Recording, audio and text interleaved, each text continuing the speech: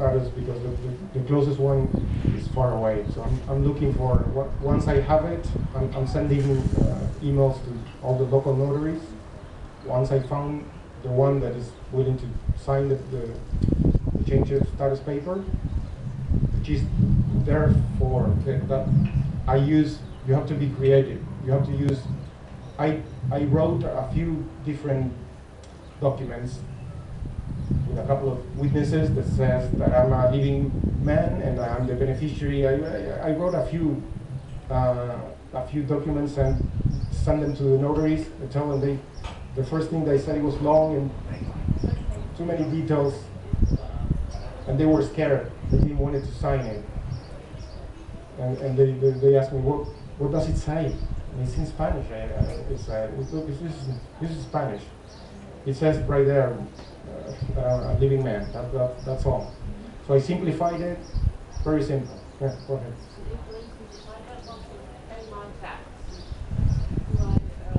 That's property. That is property. First, I can deny paying my tax without having my new identity.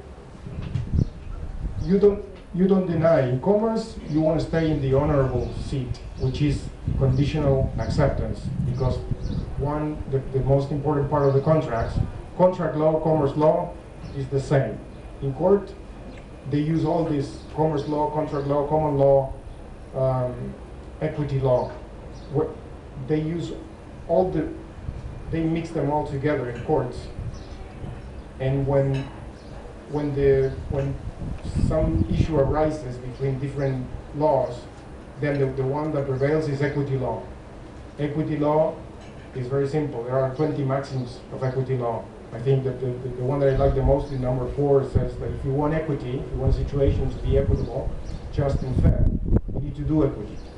Otherwise, there's no equity. If you want equity, you have to do equity, which in real terms, in paperwork, in evidences that you can prove, it means that you have to legitimize your every step before you take it. Notice, giving the other party notice and the chance to defend their case, so you both are in equal terms, so equity prevails. So first, if you want to take care of your taxes, you don't want to reject or deny, saying, no, I don't want to pay anything. You want to pay what you always want to pay everything. You always want to accept. You want to stay in the honorable seat, and that is the conditional acceptance, the tool number 2. Tool number 1 is the affidavit, and the tool number 2 is the conditional acceptance, because in contract law, the most important part of it, there are like 12 requirements for a contract to be valid, but the one that we're going to pinpoint, to put our finger on, is the conditional acceptance, because the part of the contract that says that it's going to be valid is the unconditional acceptance. If there's no unconditional acceptance from both parties in the contract, then the contract is not valid. Everything is contract law. Everything is commerce law. So you send your conditional acceptance inside your sworn oath, inside your affidavit. You said, sure, I accept everything. I conditionally accept everything you say. Everything, all the taxes, I will pay everything. You're trying to solve it wrong. In front of the end game here, every step, every document I write, everything I read, when I read civil law, equity law, and all these things, is I try to find the loopholes and how to work through the loopholes, because in Spanish law, what is not forbidden is allowed. So what you want is to conditionally accept everything under one, and your one condition is always the evidence that you're going to require the contract that the living man or woman signed with the corporation.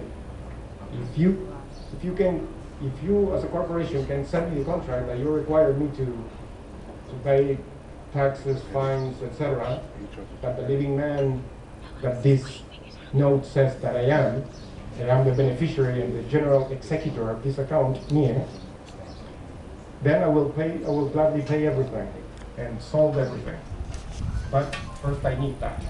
In commerce, when the conditional acceptance is offered, it's a counter offer. It's a counter offer. They're offering you something, giving you an offer. These are all offers because they operate under commerce law.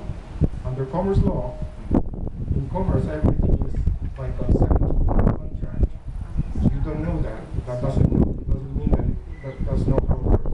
That is how it works, actually. So everything is consensual. If there's no consent and both parties are not aware 100% of what's going on, then the contract is not valid.